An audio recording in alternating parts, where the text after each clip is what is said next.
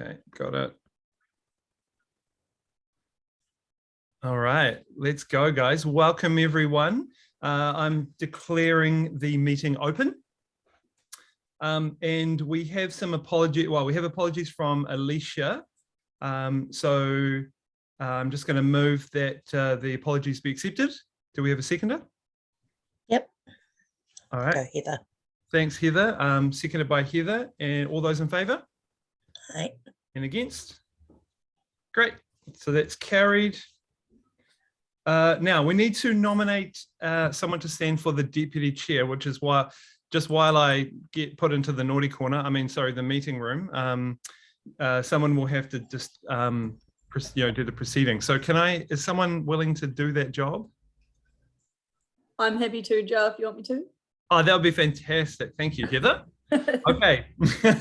So I'm going to move that Heather be appointed as deputy chair for the meeting. Do I have a seconder? Yep. Kim, thank you. Seconded by Kim. All those in favour? Aye. And against? And that's carried. Excellent, thank you. Okay, moving right along. Confirmation of minutes. Hopefully people have had a look at the minutes from the last meeting. And I'm going to move that that the meeting held on the 20th of October, the minutes be adopted as true and correct record. Do we have a seconder for that? Thank you, Sue. Seconded by Sue. All those in favour? And against? Cool, that's carried as well. Look at us, we're going, we're doing it. Just one thing, Joe, if I may interrupt, in regards to the item confirmation of the minutes, you'll see that there were 2 bullet points of areas that were needing to be followed up. And one of them was around the getting a response to the remuneration. So just for the record to confirm that that has happened. And so this committee has a 2-staged approach for remuneration. It will be remunerated for the work that it does prior to the meeting. Council's recognising the mahi that you do in regards to preparing, and then there'll also be a remuneration for actually attending the meeting. So it doesn't penalise those members that can't come to a meeting but have done the assessment. So that is put into effect as of now. So you have our new general manager community to thank for pushing that through. So so it's great that we apologise it took over 12 months for that to happen, but it's now done. Oh, that's awesome. Thank you very much for that. Were there any other minutes, matters arising from the minutes? We've already moved past that, haven't we? We've already. Jay, did you want to bring up the committee minutes going to council? Yes, certainly. We had a conversation with the governance manager in regards to why minutes of this committee don't go before council for their information. And it's purely because it's not a committee of council. So it's because it's been set up under the auspice of Creative New Zealand. It actually, other than having representatives from council on the committee, it's actually not a committee of council. So for future, if there's any other items that need to be actioned or we need to bring to the attention of our council, we will do that by way of a separate report to get it on the agenda so that we don't have that delay that we had from for over a year for that previous action. Yeah. Okay. Excellent. Shall we move on? Good. Okay, so notification of late items. Are there any late items? No late items. Excellent. Okay. Declaration of conflicts of interest. So I've got 3 applications that I'm declaring an interest in, number 9, number 12, and number 15. Does anyone else have any conflicts of interest that you want to declare? Okay, great. We don't need to move those, do we? That's just letting everyone know. Okay, great. Okay, so I think that's it. So we're up to the presentations now. Good. Yes. Okay, so we've got 1, 2, 3, 4, 5, 6 presentations this morning. I don't have the time. Steph, are you on top of the times? Yes, we are fine, and it's up to you. We've got no one in the waiting room to come in, so you're the first presentation, Joe, for application 9. Okay, sure. So I'll transform myself into an applicant, and I should have bought a hat or something to wear to be a different person, but that's all right. So yeah, so hopefully you've read the application and you know what it's all about. But just thinking about COVID and trying to kind of develop and realizing there's a lot of kids that are away from school at the moment. I mean, some of the schools are sort of half of the students are isolating at home, which is crazy. I've got 3 kids at 3 different schools in Fielding. And so trying to take my art classes online. And yeah, since I did all those classes last year, I've built a website and I've been selling subscriptions to the website. And I'm keen to get more kids kind of involved and remove the barriers for more kids to sort of be able to learn about art and do art. And there's a big focus on kind of drawing as a method, because then the kids don't need a lot of materials at home. So they can just use a pencil, pen, paper, and it's really kind of easy. So yeah, I mean, my whole application is there. I guess I just wanted to say that it's in response to COVID and trying to help kids be creative and have something really cool to do at home, but not everyone can afford to pay for art classes. So that's the application. And then I'm also, as part of it, I'm also going to do 3 free art classes that will be widely advertised, and they'll be live on Zoom. So much like we're in a Zoom meeting now, I'll just have all the kids on there, and I'll be teaching with sort of an overhead camera and teaching them how to do some of the drawing skills. So those will be free anyway, and they won't cost anything, and we can just open it up to as many people as possible. Yeah, and one question I did have for the committee was if you had any ideas about, if it does get funded, organizations to partner with in order to help distribute those subscriptions. So I thought sort of the schools, maybe Manchester House, there might be some families, but if anyone had any suggestions, that would be helpful.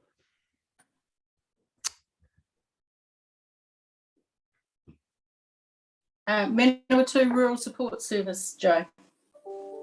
Okay. To rural support. Do they have children in their group? So they're the rural roving counsellors, if you like. So they know what's happening at households. Ah, okay. So they might know of children that are not at school at the moment, or parents that perhaps couldn't afford the petrol to come to town. Yeah, okay. Yes. So Avril at Manawatu Rural Support Service, they are based out of Manchester House. Oh, right, okay. Awesome. Did anyone have any questions? Oh, sorry, Lynn, are you wanting to jump in? You need to unmute yourself, Lynn.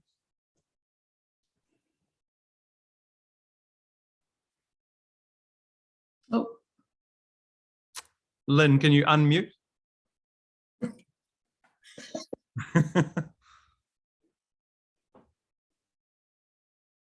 What if you go out and come back?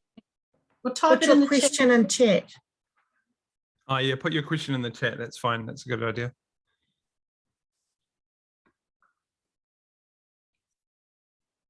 All right. Did anyone else have any other suggestions or questions about the application?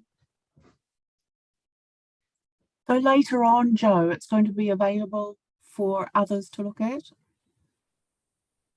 Yes. Yeah. Do you mean it'll be open afterward. That's, Yeah, that's right. Yeah, so the classes are up on the website. yes. So the funding application is for subscription. So the kids will have access to those paid classes. Yes. And then the free ones will be up on the website too. And they'll be recorded so people can watch them later. But in the fullness of time, the whole lot. Yes, that's right. Yes. Yeah. It's Perfect. just that some of them are paid because there's lots of hours of Yes. editing and filming, and some of them are free just as a free thing. Yeah. Yeah. A lot of classes, 18, a lot of work. Huge. Yeah. Yep. I've been working on it quite a lot since last lockdown. Heather? Joe, I think it's a great idea, and I wrote that on my application, my marking schedule.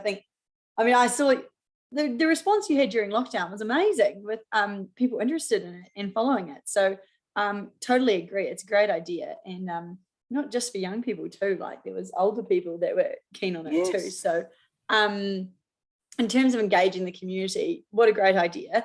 My only question was around I haven't got the application in front of me, but I guess the cost structure of this proposal. Are there any ways that we can you are able to reduce costs? It seems like this online platform is expensive, or is that just what we have to deal with?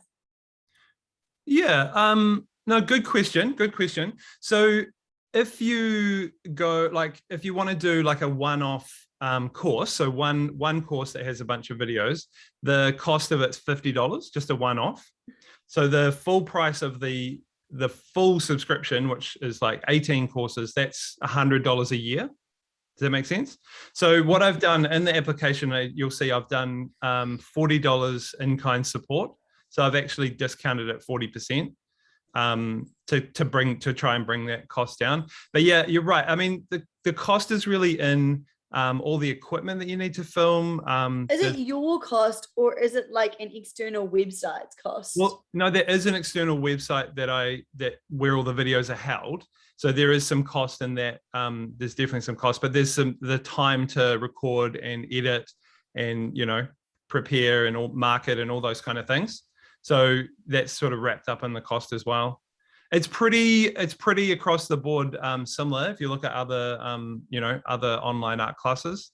And I mean, if you compare it to my in-person art classes, they're $20 for a 1 hour session for an after school class. So yeah, so that's essentially, it's more expensive in person as well. No problem. It was more just like, is this website ripping you off, and is there other platforms that you can use? But no, that taking into account your time and the tools you need to do that recording, totally understandable. Yeah, that's cool. Joe, Lynn put in the chat that Kawhata could be a good contact. Okay. Okay, I might have to find out more. I'm not sure what that is. Oh. But I that's can all right. help with that, Joe. That's Ngāti Kōwhata. Excellent. Okay, yeah. It's a school based out at Cheltenham, Yep. a little school. Okay. Any other questions or concerns or anything else you want to put to me? I've just got one question, Joe. So are you, it was good to see that you've got Manawatu themes, but are you opening this up to anybody from anywhere, or were you hoping to do Manawatu first? Manawatu residents? Yeah, so for the 3 free, like the live Zoom ones, they will be widely publicized. So so anyone will be able to access that. I was thinking, put it out through schools and through Facebook page, and I've got quite a wide reach on my Facebook page. So in theory, anyone from around the country could join. But it will be, I mean, in a way it's good because it's advertising the Manawatu. So the theme of the 3 classes is the Manawatu. But then the subscriptions will be focused just on our region. So distributed to kids that live within the district. Does that make sense? Yeah, but I think it's good to kind of go quite wide with the free ones because yeah, the more the merrier on those.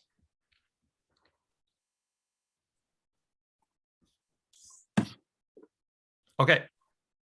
I just had a Hi. message from Ben. He's coming shortly. He's been held up. Okay. Can you hear me now? Yes. Yay. Sorry about that. My reference to Kauwhata, it was actually Ngāti Kauwhata locally here in Fielding that I thought would be a good contact for children. Yeah. Sorry about that. It's all right. Taking so long. Thanks, Lynn. Awesome, guys. Thank you for the time to present my application. Any no further comments? Shall we move on? No.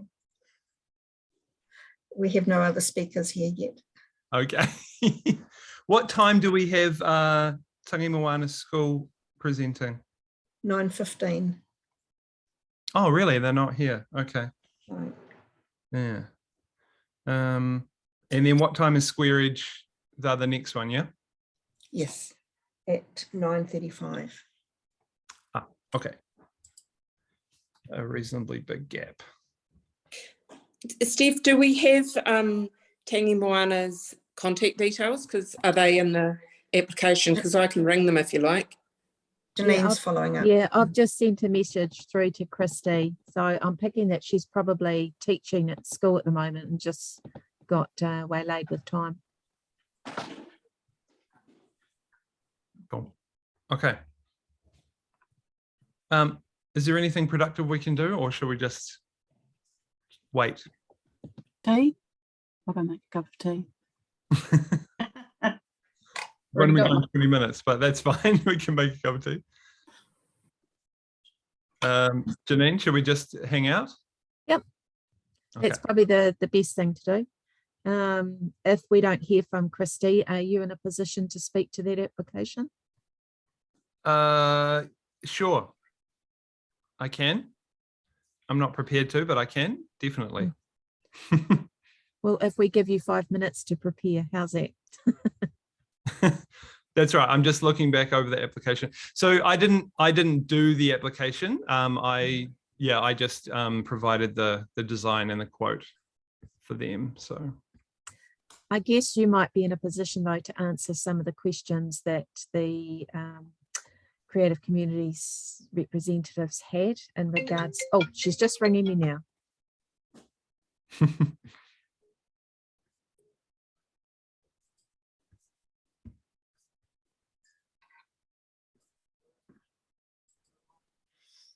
All right, cool. Technology, guys.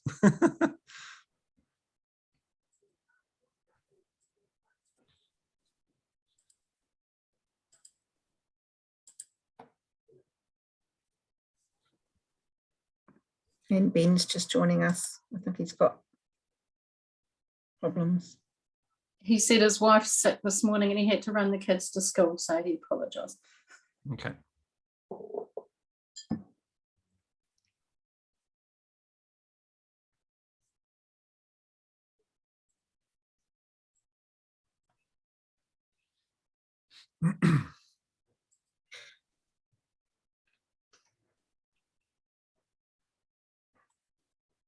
Christy's joining us in the next second or so.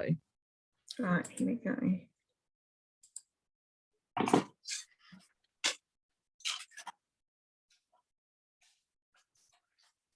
Right.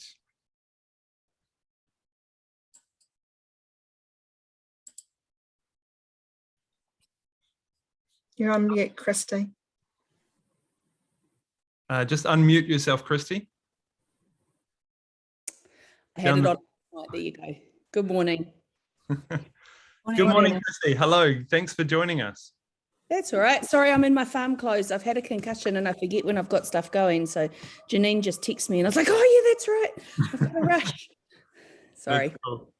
Hey, Christy, this is the Creative Communities Assessment Panel. Welcome to the meeting.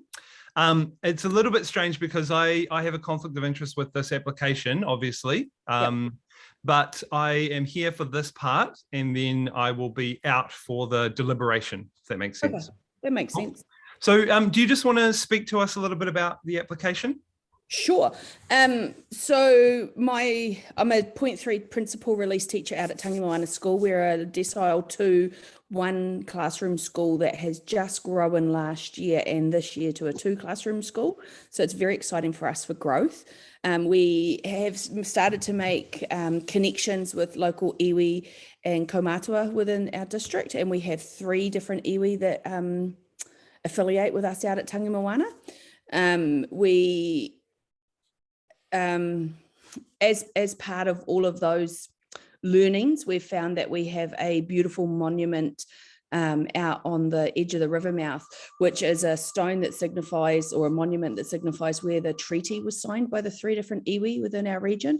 So the school has taken not ownership, but guardianship of that, and that we're looking after it and keeping it as part of our story as well for our school and our students, so that everybody understands how we all connect.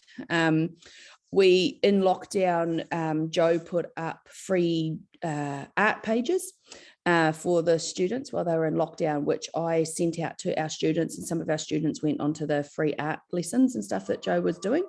Which was awesome. And then I've been following his page ever since, seen some of his beautiful murals. I started at the school, this is my 3rd year at the school, and when I started at the school, they'd just removed 3 old mural boards from the front of our school that had been up there for, we're not quite sure how long, because there's no history as to how long they'd been there, but they were faded and cracked and desperately in need of coming down. And one of the projects that I've been assigned under my curriculum areas is to the arts, is to try and sort something out for the front of that school for the murals, etc. So when we found Joe did school murals, I contacted him, and he came out and had a korero with our students and with the principal and myself, and had a look at our school and what our values were and what we wanted to achieve for the front of the school. We've recently just been lucky enough to have our school repainted, so it is starting to look quite smart out there, and we wanted to continue that that effect of care that we're showing to our school learning environment, but we wanted to incorporate it with something that the children could do themselves. Funding's always an issue for a decile 2 school like ourselves. So we approached Joe, and he's done us up the beautiful work that you've seen there, that we're very excited to have on our school, to represent our school. And the idea that our students can work with Joe is a key part of our focus, because we want students to take ownership on it, so that once they take, if they work on it, they're not going to graffiti it, they're not going to destroy it, they're going to look after it and make sure that our community looks after it. And then as they grow within the community, then they can share their story of how they worked on it with their whānau as their whānau grows. So a lot of our communities stay in our community, and we've got multiple 2nd and 3rd generation students at school. So it's quite nice to be able to have that to flow on. And then in the actual picture, Joe's put the monument as centre to our picture, which is sort of centre to where we're at the moment. And then with the 3 blue strands that come off the monument, that symbolises the 3 different iwi that were connected at the signing at the time. So it's basically just an opportunity for me to talk to you guys and say, hey, look, we're really, really excited about this project, and we're just really hoping that we can be successful for this round of funding. Awesome. Thanks, Christy. Did anyone have any questions for Christy? Alison. Morena, Christine, Alison Short. I'm one of the counsellors. I'm actually the liaison counsellor for Tangi Moana. So I was actually out at the school a couple of weeks ago. A small school with a big heart, and wonderful principal in Trudy. She's really getting the place fired up. Would you say where you are located, which is quite remotely really for our region, that, and also being a lower decile school, that sometimes your students don't get the same opportunities as perhaps what bigger or more urban schools would get? I think that's a key part of who we are with being a decile 2 school. We try to offer our students as many opportunities as possible, but finances are tight. We're on the outskirts of the wider Manawatu region, so it makes it harder for us to belong and do things with as other schools would. And although we have a lot of artists in our community, and we do have the Tangi Moana Arts Festival, which is a big part of what we do. And as students, we put in a display every year to the Tangi Moana Arts Festival, but it's just really hard for us to be able to have opportunities that other schools may be able to take advantage of. We join in with all our school events with all the other schools and the small schools and the country school events, etc., for sports and that kind of thing. But some of the collaborative stuff that you can get when you're within a big school with multiple classrooms and different things like that, we just don't have that opportunity through being a 26 student school. Thanks, Christy. Does anyone else have any questions or comments? Well, kia ora, Christy. Kia ora.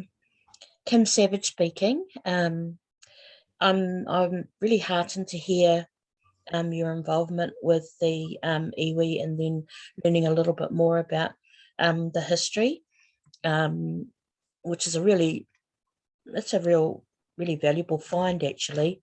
I lived at Tangi Moana for a few years and know the school really, really well.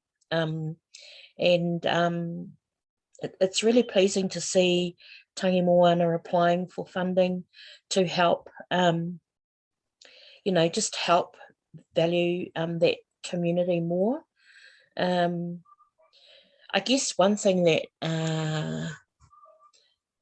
I enjoyed when we lived out there was just being out by the beach and the river and all of that. But it is an interesting community. So I'm just really pleased and like your concept and the involvement of Joe. I have no further questions. Okay. While you're talking about that, the other thing that is form in the actual artistry work is that there's a stag in the corner of our artwork, and that may seem a little unusual to people who don't know our community, but our community is a forage community, so they do a lot of fishing, hunting and gathering. So about, I'd say 70% of our students go hunting, and that is part of a big part of who they are, how their whānau works, how they provide food and nutrition for their family, and diversity away from the ocean and the kaimoana that they get from the sea and the river. So that's why that's sort of propped in the corner, because it's a big part of who our current students and community are. All right, awesome. Do we have any other comments or questions? No, very good. Oh, well, thank you so much for your time, Christy. Thank you for considering us for our application. We're really excited to make a start on this. So thank you. Great. Thanks, Christine. Have a good day. See you. Bye.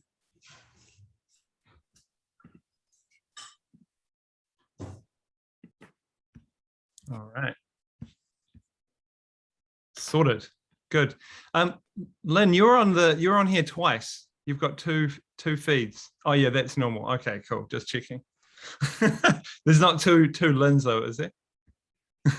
Split personalities. It's Okay. called rural connectivity. Really? Okay, awesome. Ironically, I'm right in the middle of fielding, but anyway, we won't go there. Nice. And I don't think I've said hi to Ben. Hi, Ben. Hello, my apologies for running late. I had to do the school drop off and it took longer than I thought it would, so I do apologize.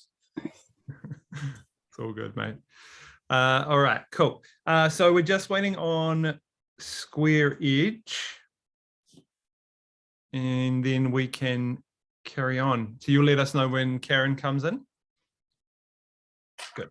Thank you, Steph. Yes, I will. Sorry. Cool. So is Tangi Moana on the outside, right on the edge of our district? Is it one of the furthest parts of the district? Yes. Yeah. It is. It's quite a big district, isn't it? We're a very long district, 100 kilometres long. Yeah. Yeah. Oh, And rates are so high, isn't it, Alison? All those roads. Yes, we got a lot of roads. Hamatangi is also in Manawatu too. The next Oh, beach. really? Yeah, the next beach down. Okay. All right. Cool. All right. Nice. Okay. Their arts festival is fun. I've been a couple of times. Very, I don't know, What do nice they do? atmosphere. What do they do for that one, Sue? Oh, I've just been along a couple of times and there's just been lots of interesting, quirky things and big participation and a hall crammed full of craft and all sorts of things. Cups of tea and scones. I don't know, it's just a nice, beachy, you know, fun place to go. Awesome.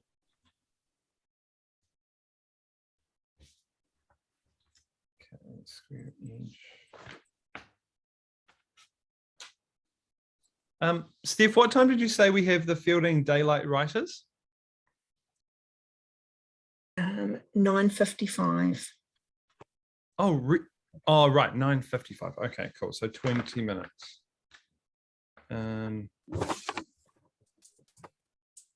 Oh yeah, and we've got 2 other ones after that. Cool. Yeah, the reason why it's 20 minutes is that we had an organisation pull out that were unable to present. They were technically going to be presenting at 9:45. Okay. So I've asked Rachel if she can come 10 minutes earlier. Oh, great. Yeah, that would be good. Okay. The Well, only- even if we grabbed one of the last ones and put them in the gap or something, but Yeah, the only difficulty with those last 2 is that I'm thinking Karis is going to end up having to do both presentations and she wasn't available till after 10. okay. Yeah. That's fine. Good. We haven't seen Karen yet? No, I have sent her a message.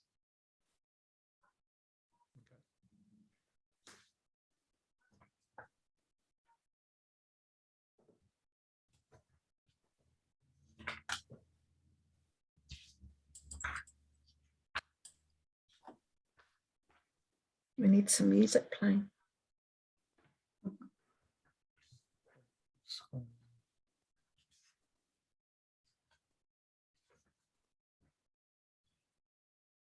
Can I show you my new artwork that I just bought? Oh, yes. Go on, Sue. Should we do that? It's very exciting.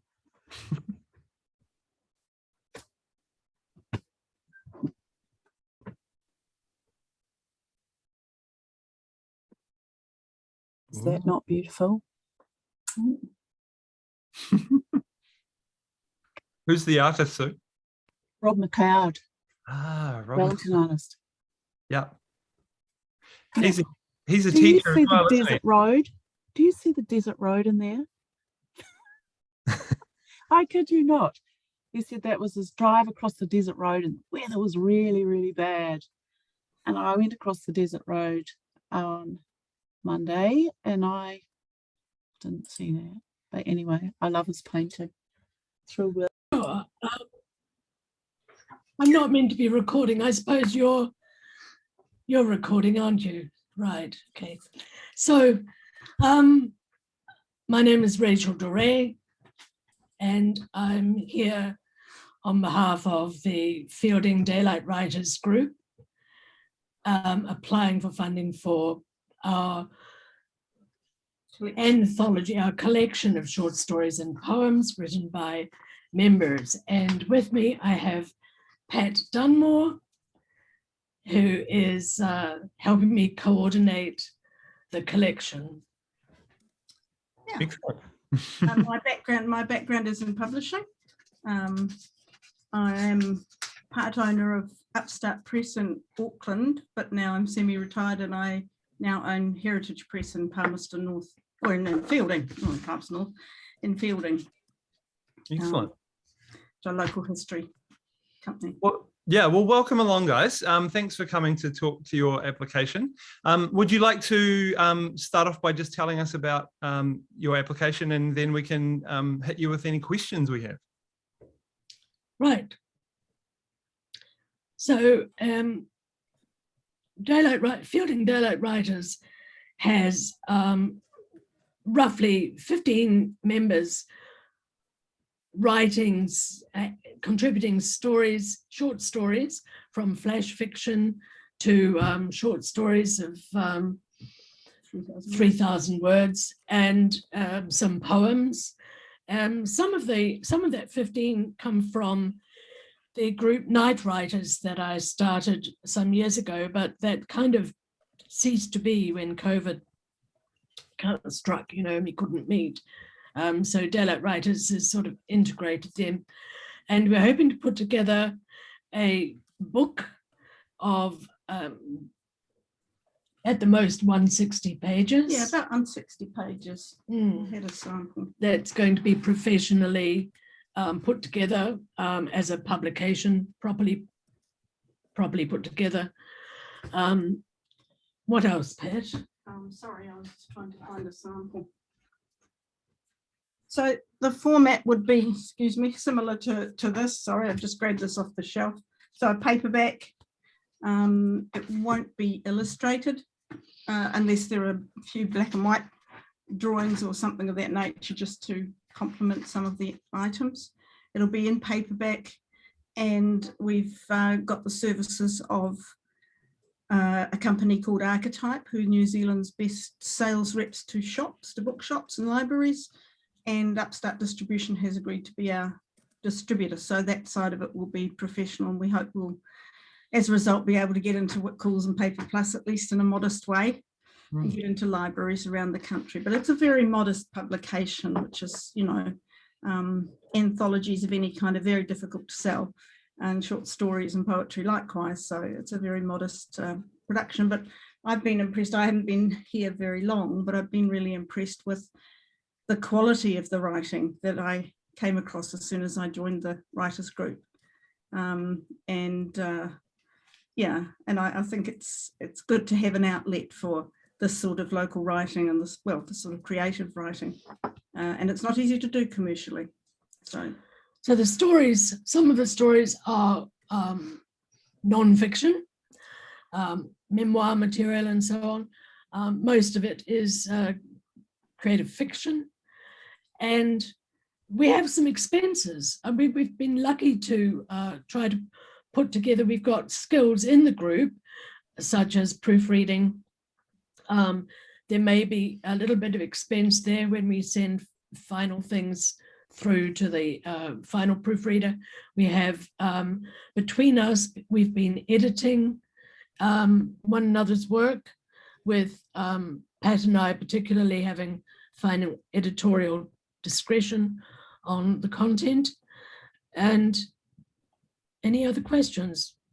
I've run out. I think that's about it, really. Oh, the title of the collection is yet to be decided. We're still argy-bargying about that. So we can't tell you exactly. That'll have to be a secret. It'll come out in the wash, what the actual title of the book is going to be called. But it's a tribute to fielding writers, really, that are in this group. Cool. Thank you so much, guys. So in your application, you've in your budget, you've budgeted for about 100 copies, I think, being sold to bookstores. Is that just an estimate, do you think? Absolutely an estimate. And will you print more than that, or is that just the run? Yes. Yeah. Well, I think we're printing 500 copies.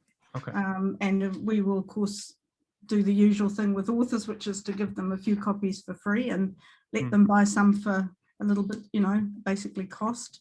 And we just don't know how. We hope that we will make a profit out of it, but of course maybe we won't. So if we do make a little bit of profit, then that's all good for our next project in the future.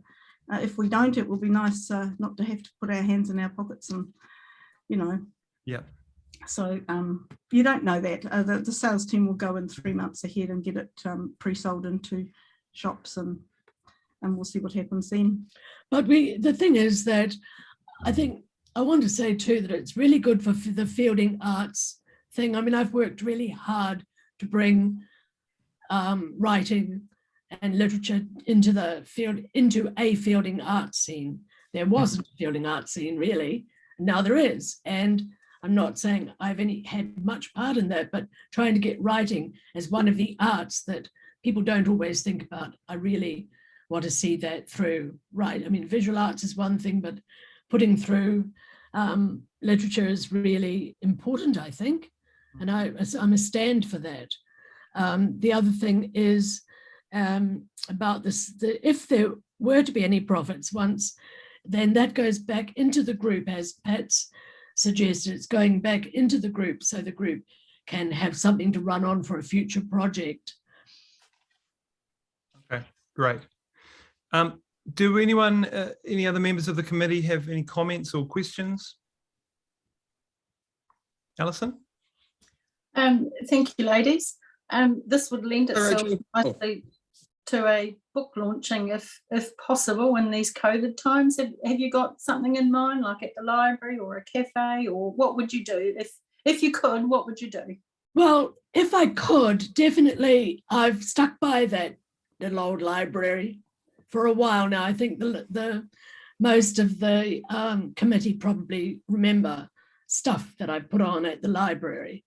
And this won't be any different unless it's not possible. If we have to have it at somewhere else, I think Murray's, the function room at Murray's Irish Public House would be my next.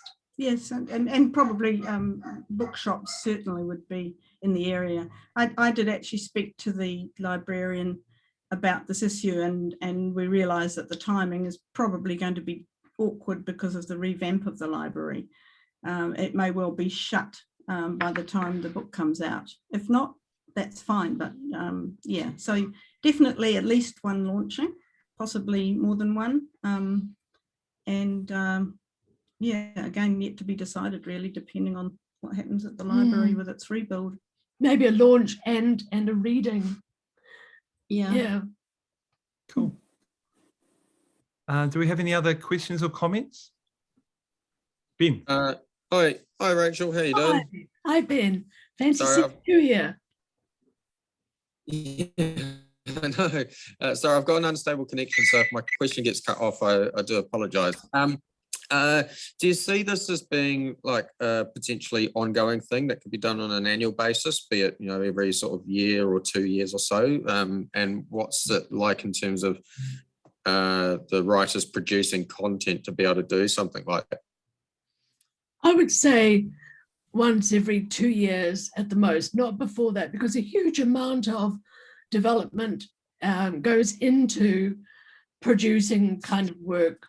And also because we're thinking of putting a bit of publicity into the group, maybe getting some more members.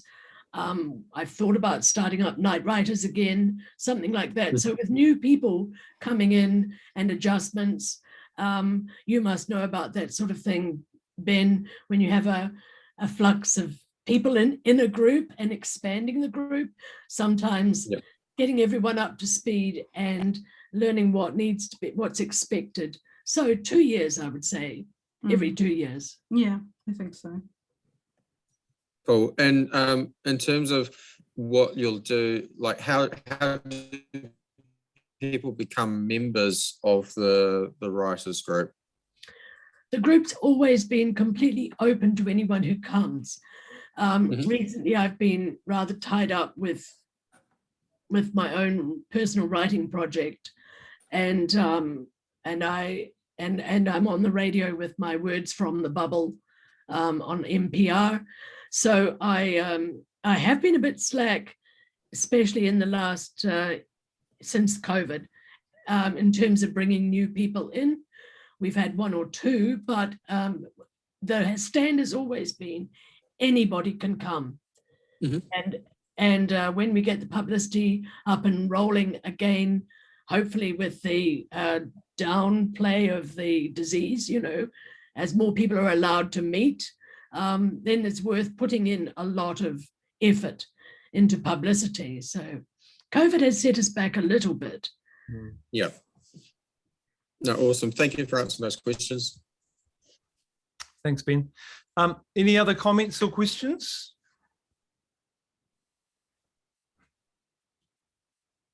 No? Very good. Thank you guys for coming to speak to your application. We appreciate your time. You're welcome. Thank you. Thanks for Thank listening you. to us. Thanks for having us. All right. Have a good day. Thank you. You too. Bye. Bye. Bye.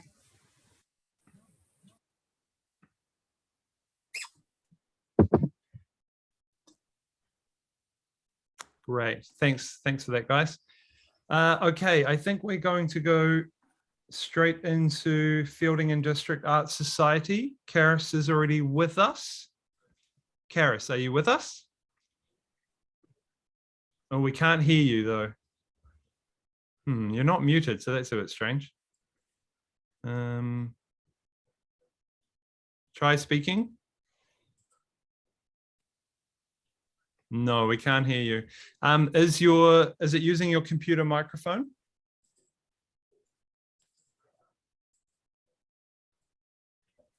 Okay, you might have to leave and come back. You might have to turn it off and on again. That's the old IT crowd. 1A, cool. Okay.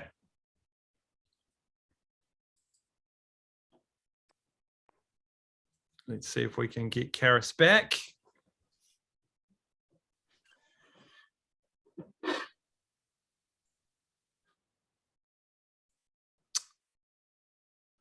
Okay, so Fielding and District. Does anyone know off the top of their head what page this is on in the large document?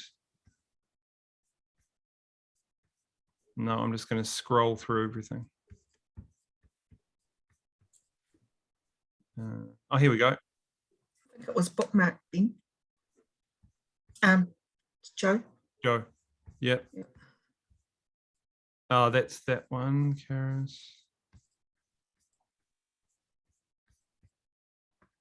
Do we have her back? No, we don't have her back. Okay. Yes, hang on. Oh, yeah. This large document's good, but then if you don't know where things are, it's bad.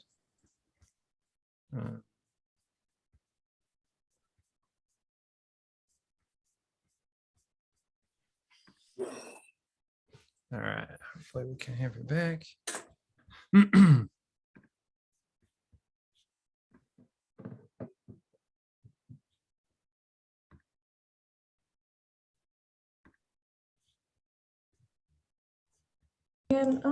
Can you hear me now? Yes. We can. Yay, okay. We've had internet connectivities all morning and I suspect that was probably contributing to that, so I apologize. It's all right. All good. Welcome along. Good to see you. And you. I'm actually going to turn my light on. Okay. Then you might have a better chance of actually seeing me. So, hello. Excellent. So, Karis, do you want to just jump straight into it? Do you want to just speak to your application? Yeah, so the concept around our application for this round of Creative Communities funding is fairly simple. Basically, we had our Have a Go at Painting a Landscape back in the school holidays this year. We want to use that as a model to do ongoing after school classes from terms 2 to 4 of this year, where the participants would pay the equivalent of $3 per lesson. And that creates our materials budget. We really want though to have, like we did with Have a Go at Painting a Landscape, a really highly qualified, experienced teacher to deliver those classes. And that's where we're looking for Creative Communities to step in and support us, specifically for terms 2 and 4, because we do have another potential funding source to cover term 3. So that's more or less the gist of the concept there.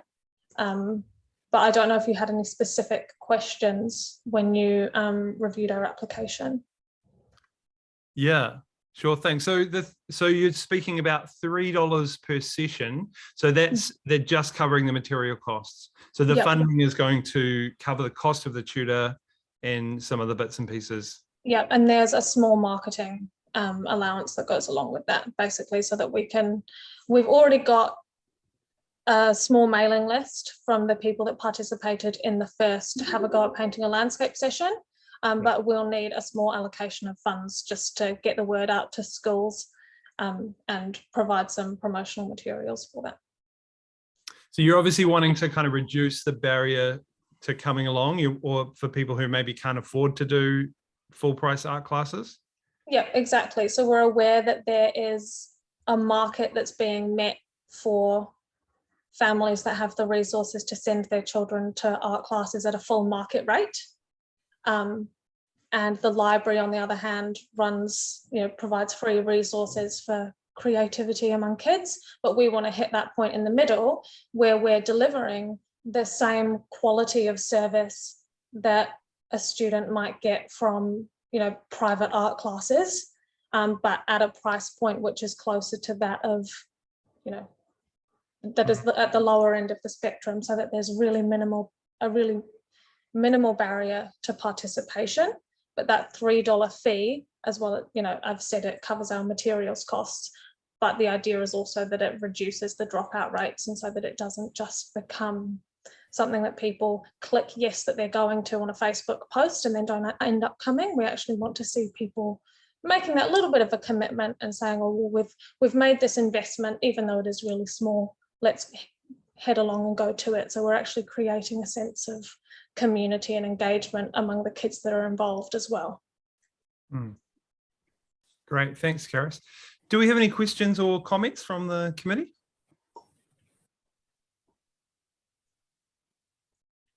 Alison?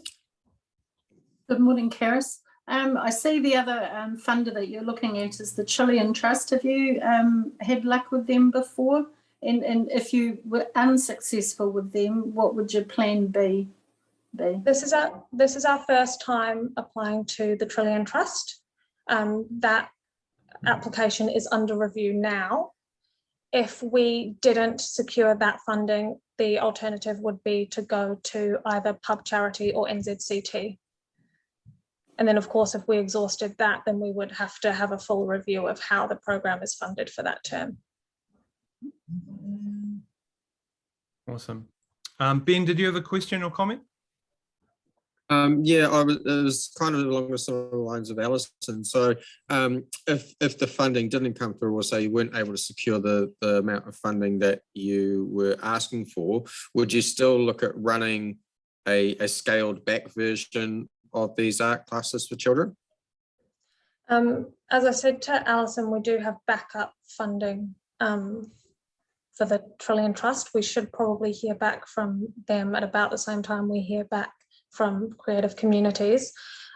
If all avenues were unsuccessful, I think considering a scaled back option would have to be on the table, but I think it would be a case of going back to the start and looking at what we want to achieve, i.e. a low barrier opportunity for children in the Manawatu to participate in the arts, and look at the most viable options of delivering that, whether it's reducing the number of classes or increasing the fee. I think all options would have to be on the table, but we'd go back to the start to see what's the best way of achieving our goals, as well as delivering the opportunity for kids. Awesome, that sounds great. Just one other question. The learn how to paint a landscape that you did earlier, did you get a good indication that there would be a good uptake for more expanded arts lessons for children? So we did run a survey after that event. Obviously, with it only having it was a class of 15 kids. So you can imagine that our survey sample was pretty small. But of that small number that did respond to the survey, 100% of those involved said that they would like to come back for ongoing classes. And that was on top of anecdotal feedback that came through on the day, where the parents were really excited and said that they'd love to have their kids coming back on a regular basis. That, particularly for those parents who have children who are really interested in the arts, it almost seemed as though there were never enough opportunities, that they'd be going to classes at 3 different places 3 times a week, and that wouldn't be, that would be something that they'd like to do.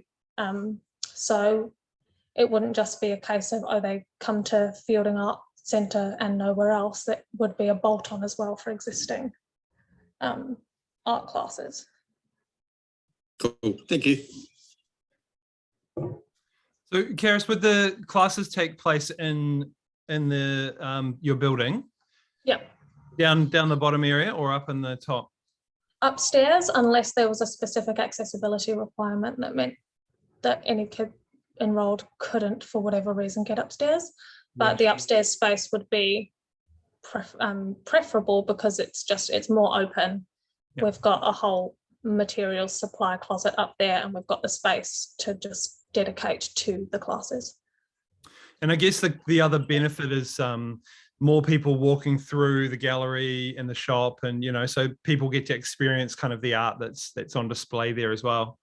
So that's good for the Art Society, yeah. Yeah.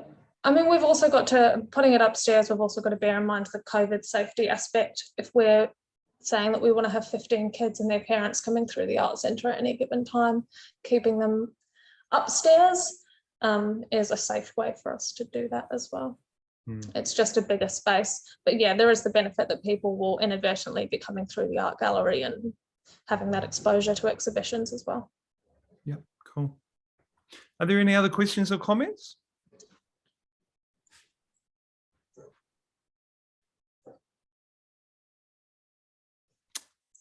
No, great.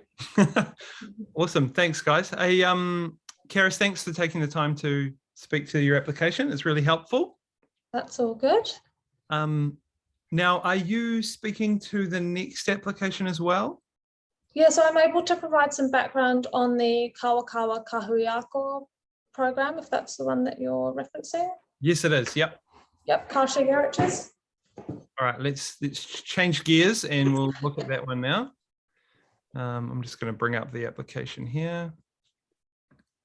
All right, do you want to just, go for it and just fill us in on that application? So the background of that project is Kasha Yarich of North Street School and I had been planning an exhibition for schools at Fielding Arts Centre. But out of that idea for a schools exhibition, we started developing a whole program. So we'll have a mentoring program where kids are paired with an experienced artist, and throughout the year, the schools from their side will be doing coordinated art making activities in order to generate the material for this exhibition at the end of the year. It will be this project that's taking place at participating schools within the Kawakawa Kahuiako network. And in order to support that activity by the schools, Kasha and I decided as part of our planning that it would be worthwhile to have some funds set aside that Kawakawa Kahuiako could distribute amongst its schools to ensure that they all have access to art making materials, so that schools, irrespective of their access to creative resources, have an even playing field starting out as they prepare to make art for this exhibition at the end of the year. So that's the basis of the application that came through from Kasha, to have that funding available to get some materials which would be dispersed through the Kawakawa Kahuiako network. Okay. My question was around the mentoring part of that, but so you're not applying for funding for the mentoring? I'm just looking at your budget at the moment. So the mentoring is something that I'm managing through the Fielding and District Art Society. Okay. So we've combined and developed this program of events centered around the school's exhibition. The mentoring offshoot sits with the Fielding and District Art Society, Kasha, and the Access to Resources for Creative Activities in Schools. That sits on the Kawakawa Kahuiako side.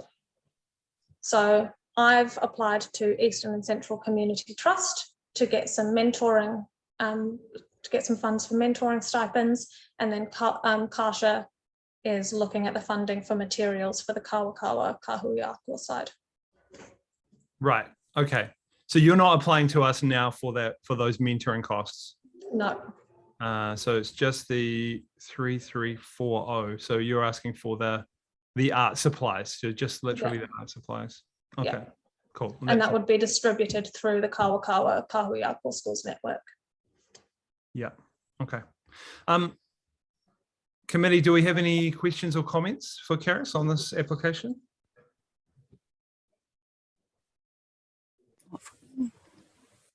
Just jump right in if you've got a question.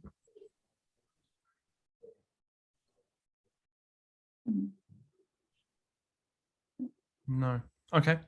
Cool. Well, it sounds like yeah, your application is really clear, and we kind of know what we're looking at. So that sounds good. Oh, just let me ask, how many people will sort of be benefiting by this program? Do you know? So we've estimated on the basis of 10 schools participating, but it really is an estimate at this stage. There are 14 schools in the Kawakawa Kahuiako network, and it will sit with the schools to determine how many kids they want to have participating, whether it's 1 or 2 classes, or they recruit across the school cohort and gather students in a more targeted manner. That's something that the schools will manage. Karsha's provided estimated figures on the application, but they truly are estimates. Yeah. That's a ballpark at this phase. It could be well above the figure that's provided there. All right. And are all of those, are those schools all around the country, or are they all in the Manawatu? Just the Fielding Schools Network. Okay, cool. Awesome. All right. If there aren't any other comments or questions. Very good. All right, Karis, thank you so much for your time this morning. Thank you all. We'll see you around. Thanks a lot. Okay. Bye-bye.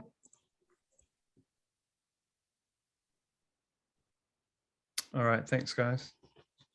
There was just the squareage that we didn't do. That's right. That's So correct. And we Yeah. don't know where Karen is. She's MIA. Yeah, I've left messages on her phone, on Square Edge's phone. I've sent them both emails, both the reception as well as Karen, and we've just heard nothing. Send a homing pigeon, send a telegram. Yeah, okay, cool. All right then. Well, shall we call that the end of the presentations then? That sounds good. I don't need to do anything official to finish that off. And do a report to the general manager. Oh yeah, okay, no, that's just what we've done. Great. Thanks, guys. That was good. Do we, what should we do now? Would you like a quick 5-minute break before we continue? Do we want to crack on, guys, or do we want to have a break? Crack on? 5-minute break. 5-minute break. All right. Toilet break, and we'll report. All right. Stop recording, and we will come back.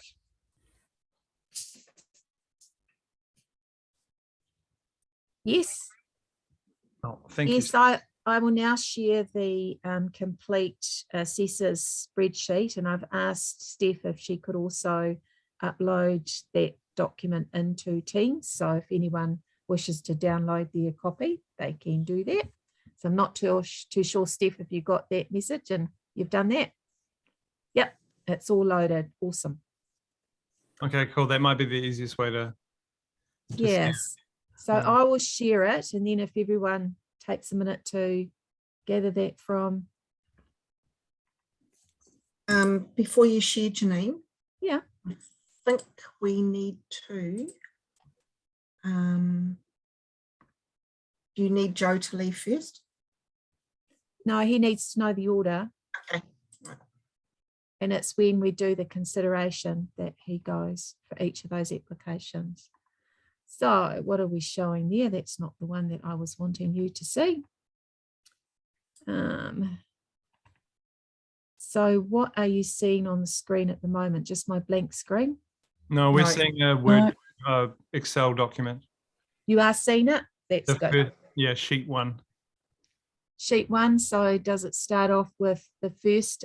It's got number 1 in a green? Yes. Yeah. Okay, so that's good. So you're looking at the right one then. Bit difficult when you're operating from 2 screens. I'm not too sure which one you're looking at. So so you'll see that from the score, the first application was the online art classes with a total score 126. Then the Fielding District Art Society came in second at 124. They're very close scorings. The third is the Square Edge Community Arts. The fourth is Tangamoana School. The fifth, the Kawakawa Kahuiako. The sixth is the Fielding Daylight Writers. Seventh, Michael Burke. Eighth, Celtic Spirit. And last is Mount Big School. So that's the order of priority as a result of your final scoring. So if you're in agreement with those, I'll give you a couple of minutes to actually look at the scores, look at your comments and see if you actually were able to get some response to your comments from the questions that you asked the participants. Before we move on, if that's okay with you, Joe. Yeah, no, that sounds good. I'm just looking in the Teams folder. So that document's been uploaded now?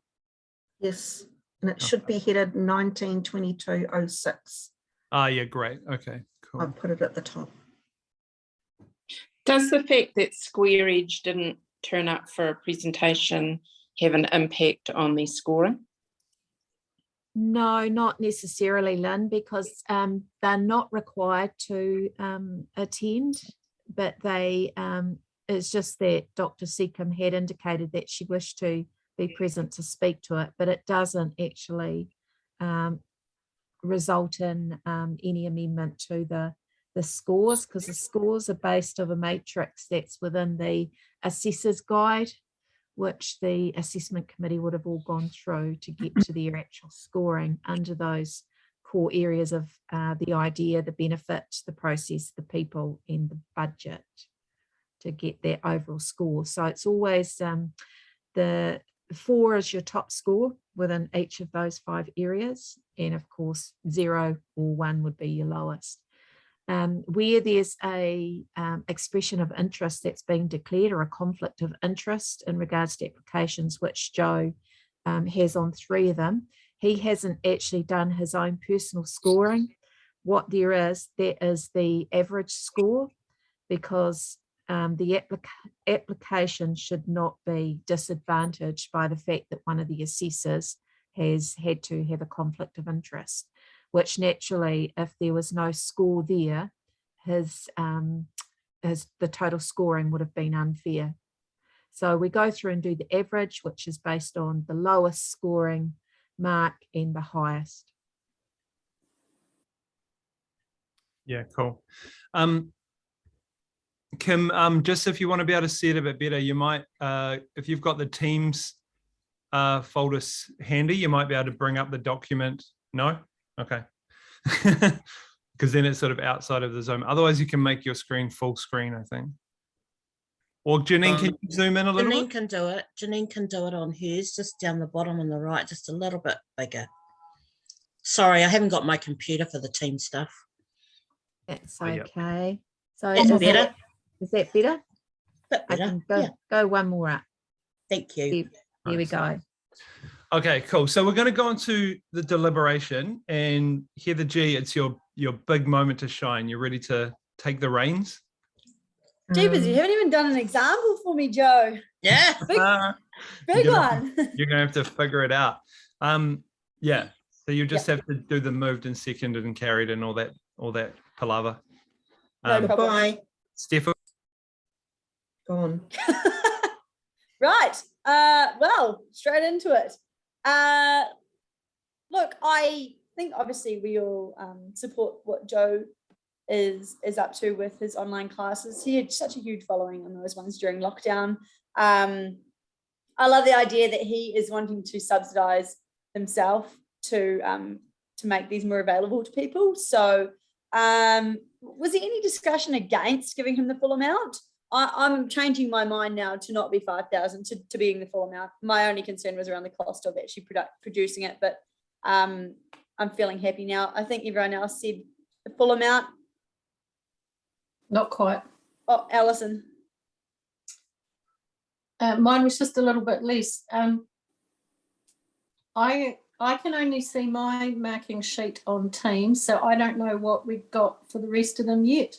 So is there any that we were turning down or not recommending, or are we recommending all of them because we've got $4,000 or $5,000 to reduce from what's requested to make them fit to what's available?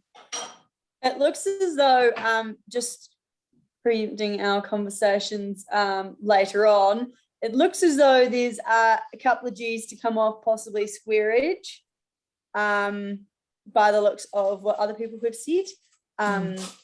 So, I mean, shall I just throw a motion out there to provide Joe McMenamin with $5,900, the full amount, and then we can see how that goes? Do we have a seconder? Excuse me. Kim? Alison. Yeah. Alison. Yeah. You can open the completed sheet in Teams. It's been loaded up into there. So you should be able to see everyone's comments. Yeah, it's in it. Yep. And I guess to assist through you, Heather, in regards to the monetary side of things, by doing it in order of priority, you would expect that your top priorities would get, if not the full amount, definitely close to it, and your lower ones, if there's any funding available, that was where you would determine the level of funding that you give them. So I know in previous times with the assessment committee, it was a case of doing the juggling and then going back and making your final decision. Creative New Zealand have actually made it a little bit more clearer for the assessment committee. So the idea is that if you work in your priority from your scoring, it enables you to give your top priorities either the full amount or close to it. There may be some things that you can't fund under the eligibility requirement, and your lower ones, if you've got money available, would be when you either give them some, or if you've got enough, or so just to give you a bit of a help, I guess, in managing your budget. Well, I have a mover and a seconder, as in I'm the mover, Kim's the seconder, for the full amount for Joe of 5,900. All those in favour? Aye. Against? Carried. Okay, so the second one is the Fielding and District Art Society, so you can bring Joe back for that.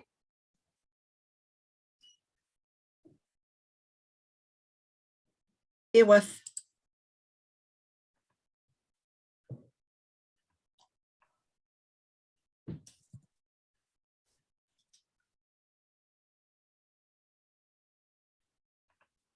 Joe should be back now. Hello, I'm back. Okay, moving on to the second application. Building and District Society art classes for young people. What do we think? Do we have any comments about this? I was a big yes on this one too, Joe. I think it sounds as though they're already doing a lot of good, great work in terms of involving youth in our district in art, and totally for it. And like exactly what your comments say, very accessible, definitely removing the cost barrier. So if we can make this happen, let's just do it. That would be my thoughts.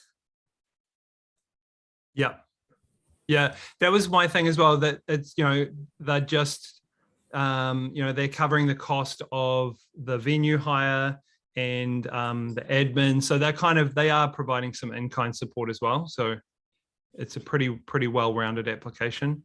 Sue, did you want to comment about your comment there? But yeah, I just thought that they put in a little bit for time that I would have thought was already covered, and that's all. And I haven't got the notes in front of me, so hang on, I'll just pull it up. We'll see. Having trouble with the screen at the minute. Oh, that's okay. It's a bit, So are you talking about in the budget? yeah, in the budget, yeah, they've put in their own manager's time. Surely they can cover that. That Yeah, was so my only comment. just below that in the project income, they've put in-kind support for the manager and the bookings and inquiries. Same with the venue hire. So they've put that into the costs, but they've also put it in the income. So that just means that they're donating Oh, okay. So that portion of it. okay. Yeah.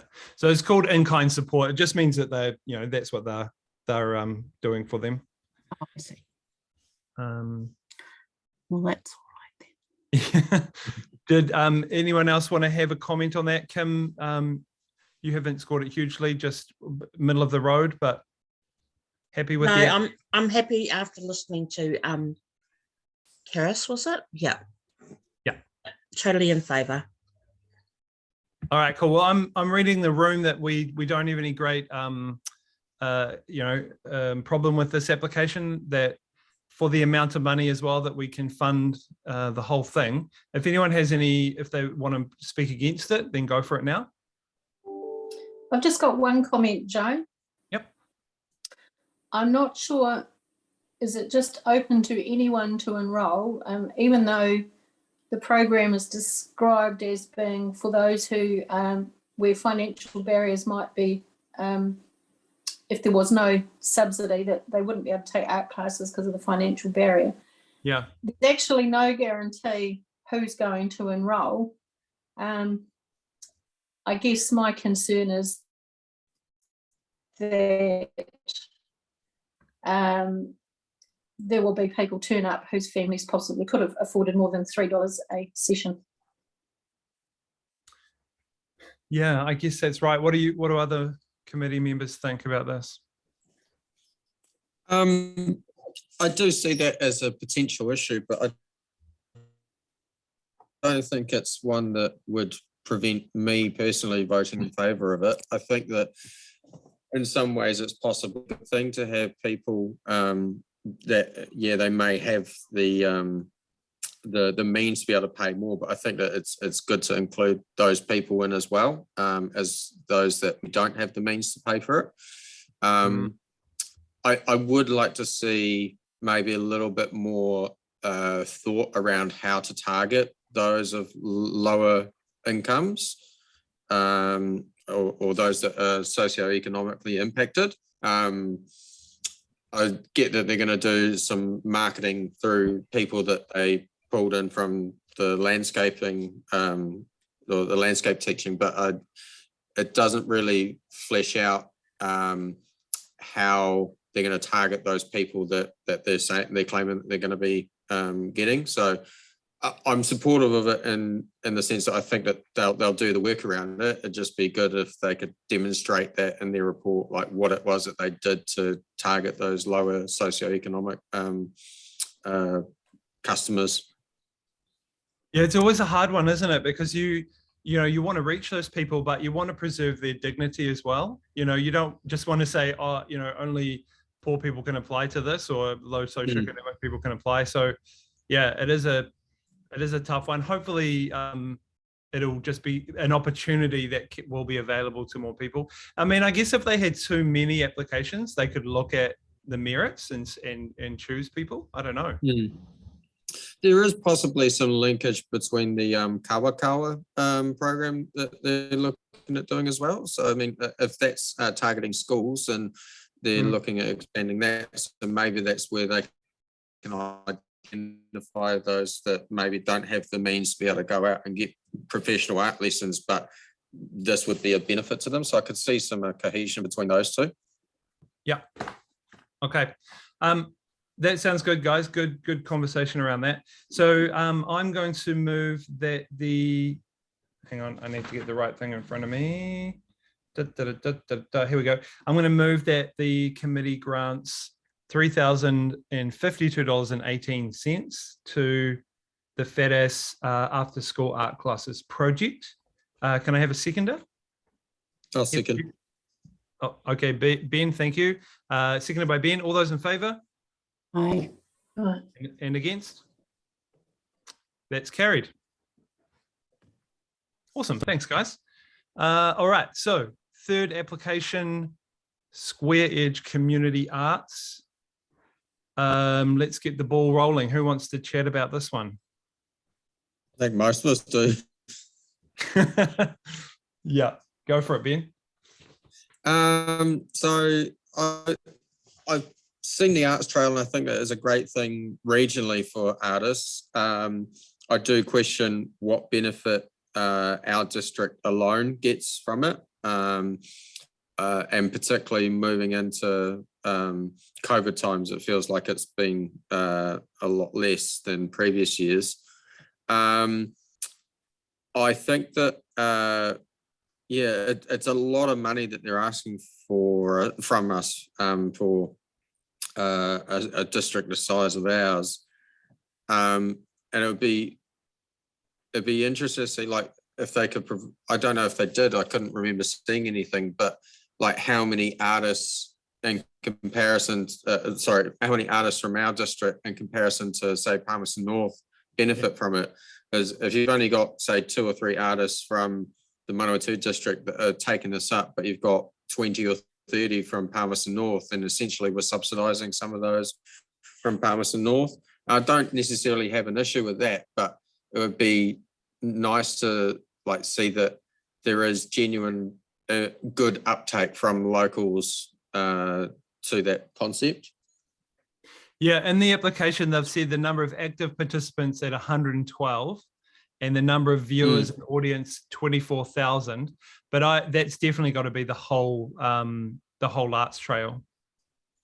Yeah. And see, even then, like that's quite a lot of people. But like you say, there's no sort of split between, okay, well, this is how many people from the Manawatu district are actually participating in those arts or being an audience member or viewing what work is going on. Does anyone know off the top of their head how many artists there were? That's sort of my thoughts on that. Considerably more than the last time, but I can't remember how many, Joe. In the Fielding district? Yeah. Okay. Is Keisha Birch in the Fielding district? No. Okay.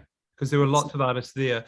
I thought there were only 2 or 3 studios in Fielding.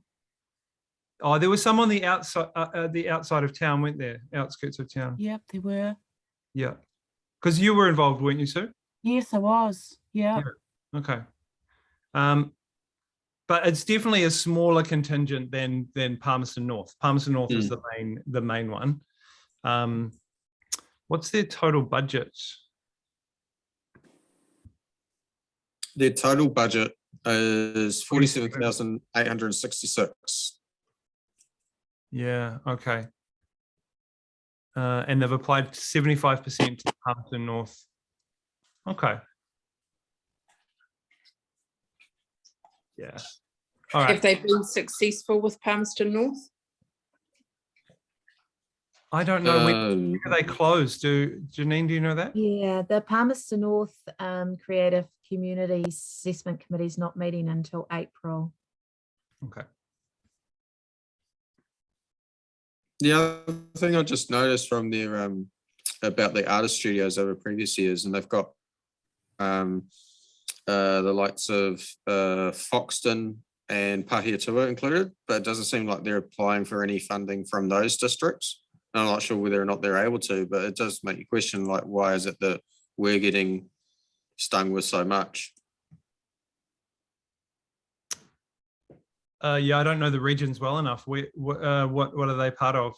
Foxton's Horowhenua, okay, and Pahiatua is Taradura. Oh, right. Okay, interesting. So yeah, you'd think that, okay, well, if they were doing it on a percentage base, well, there'd be some sort of percentage that they'd want to pull from those districts as well. I don't know if there's similar thought behind that, but yeah, okay. I agree. So does the dog. So does the dog, yeah, absolutely. I mean, I think there's no doubt that the Arts Trail is good for the region, in terms of getting people out, looking at studios, looking at artists. It encourages artists to make more work, to have on display. So there's lots of benefits to the arts, the visual arts in general. And so, yeah, I mean, I put quite a strong, I put 20. So I really like the project and everything in it, but I just think the amount of money they're asking for is quite a lot. And I looked back at previous applications, they were around the sort of $6,000 mark, I think we awarded them. So I would be happy to go somewhere around that. But if anyone else wants to speak about it differently, yeah, any other comments and concerns?